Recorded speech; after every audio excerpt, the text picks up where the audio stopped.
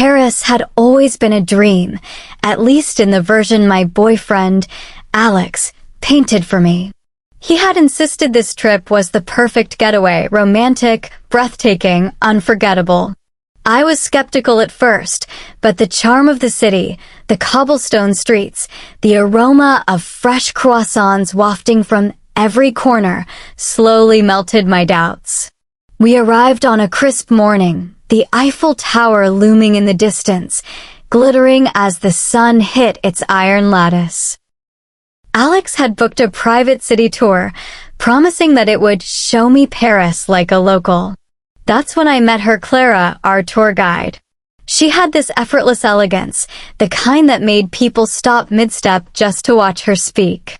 Her hair caught the light like spun gold, and her eyes were the color of old wine, rich and deep, pulling me in before I even realized it. As she guided us through the streets, I noticed how Alex and Clara exchanged casual smiles. Nothing overt, but enough to make me slightly uneasy. I brushed it off. He was my boyfriend, after all. Yet, every explanation Clara offered, every story about hidden Parisian cafes and forgotten streets, carried a warmth and intimacy that Alex couldn't match. She laughed freely, moving with a fluid grace that made even mundane details feel magical. By the time we reached Montmartre, I found myself walking slightly behind Alex, keeping pace with Clara instead. She was animated, pointing out tiny murals, recounting whimsical stories of artists who had once lived there. I couldn't help but be drawn in, not just by her knowledge, but by the way she spoke to the city, as if she and Paris shared a secret that I was suddenly desperate to know. And in that moment, I felt a stir of something unfamiliar, a pull I couldn't ignore. The next day started early.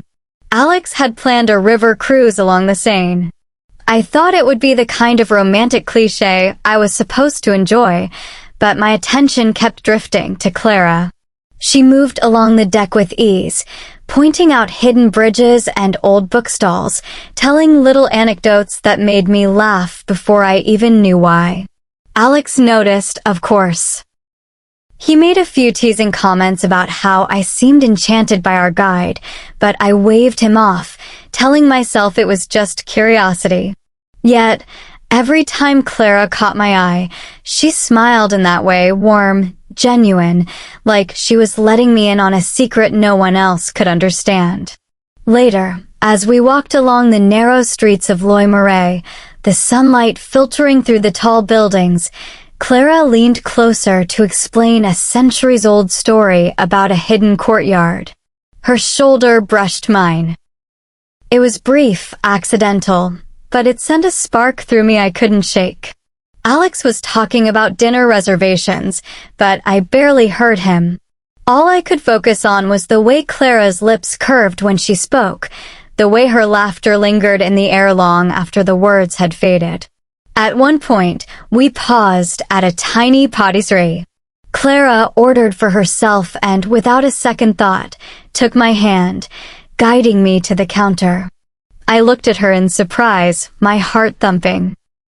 Alex was chatting with the cashier, oblivious, while Clara and I shared a quiet, fleeting moment. Just a touch, just a smile, but it was enough. By the time we left, I felt a strange combination of guilt and exhilaration. Guilty because I was supposed to be here with Alex, but exhilarated because Clara made me feel alive in a way I hadn't felt in years. And as we walked back toward our hotel, I realized something I wasn't ready to admit. I was falling for our tour guide. That evening, Alex had planned a dinner at a fancy restaurant overlooking the Seine. I tried to focus on him, but my mind kept drifting back to Clara, the way she had looked at me earlier, that subtle intensity in her gaze that made my chest tighten. After dinner, Clara offered to show us a shortcut back to the hotel through a quiet side street. Alex insisted he could find the way himself, and I, without thinking, followed Clara. The city lights flickered against the cobblestones, painting everything in gold and shadow. It was intimate and quiet, a stark contrast to the crowded streets and cheerful chatter we'd left behind. We walked side by side, and for the first time, the space between us felt charged, electric. Clara spoke softly, telling me about her life, her love for art, her dreams, even small childhood memories in Paris. I listened, mesmerized.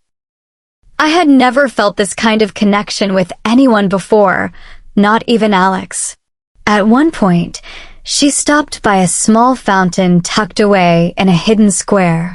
The water shimmered in the dim light, and she turned to me, her eyes searching mine. "You seem different here," she said, almost as if she could see inside me.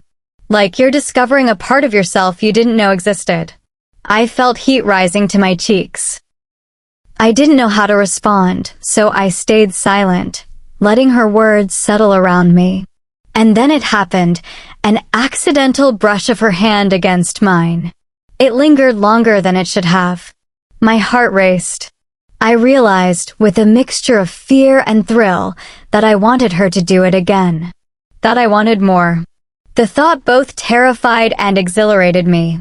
Clara smiled, knowingly, but said nothing, letting the moment stretch, letting me feel the pull that I could no longer ignore. By the time we returned to the hotel, my world had shifted. Something had awakened inside me, something I couldn't and wouldn't deny. I was no longer just a girlfriend in a perfect relationship. I was someone caught between desire and loyalty, between Alex and the woman who had somehow claimed a part of my heart. The next morning, I woke with a strange mix of guilt and anticipation. Alex was still asleep, his breathing steady, while my mind replayed every glance, every touch from the night before. Clara's presence lingered in my thoughts like a melody I couldn't forget. We met her later at the Louvre for a private tour.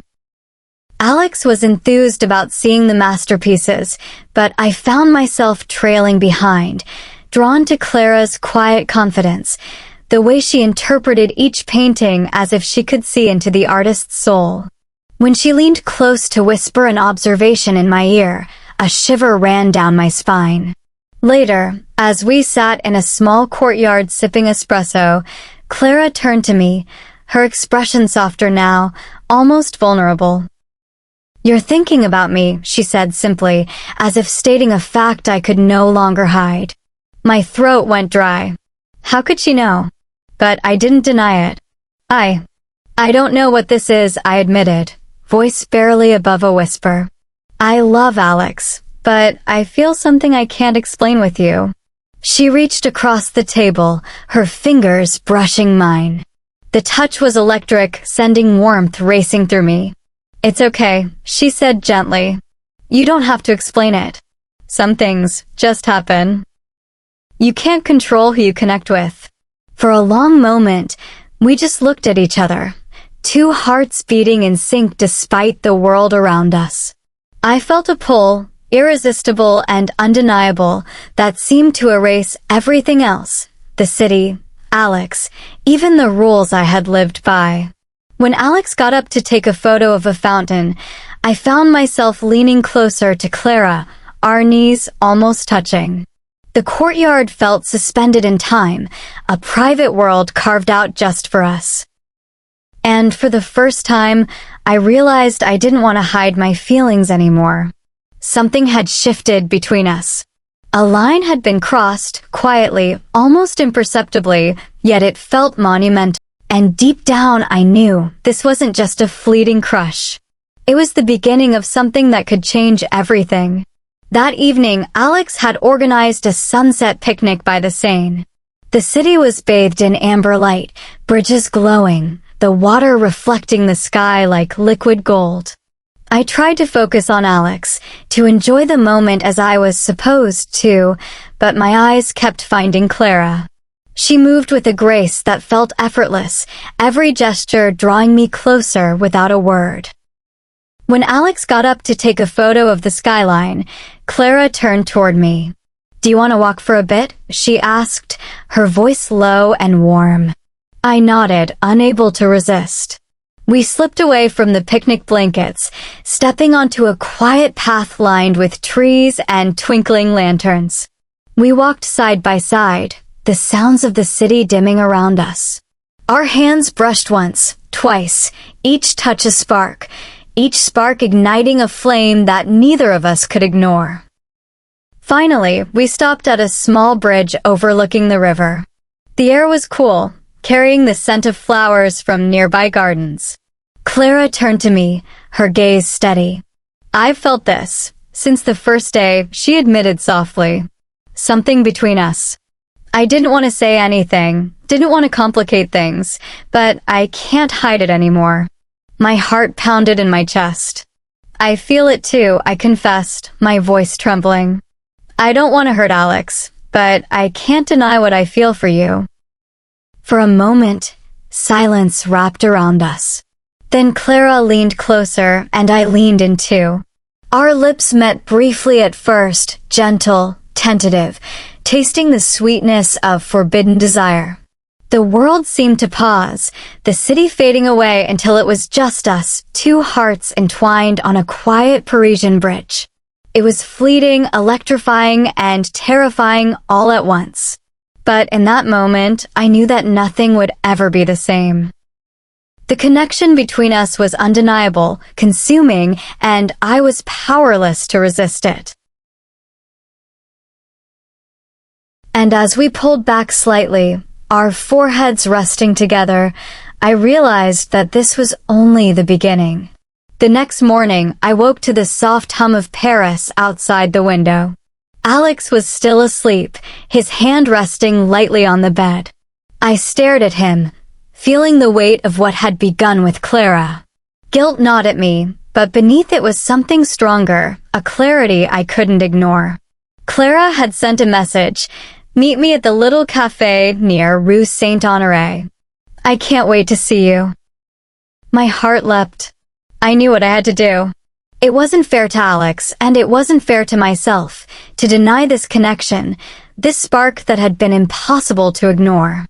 I found Clara waiting, her smile soft, understanding, yet full of anticipation. When I approached, she reached for my hand immediately. The touch was familiar, electric. "Are you ready?" she asked, her eyes searching mine for the answer I already knew. "I am," I whispered. "I can't keep pretending. I need to follow this, whatever it is." Clara smiled, relief and joy mixing in her expression. "Then let's not waste another moment." We spent the day together, wandering through hidden streets, laughing, sharing thoughts we hadn't dared voice before. There was no pretense, no expectations, just honesty, just the raw, unfiltered connection we had tried so hard to ignore. And in every glance, every touch, every quiet moment, I felt alive in a way I had never felt with anyone else, not even Alex. By the time night fell, with Paris glittering beneath us, I knew I had made the right choice. I had chosen myself, my heart, my truth. Clara was there, not as a fleeting crush, not as a secret, but as someone who had opened a door to a world I didn't want to leave. And as we stood together, overlooking the city, I realized something beautiful. Love isn't always about what's expected or convenient or safe. Sometimes, love is about courage, the courage to follow your heart, even when it leads you to someone unexpected.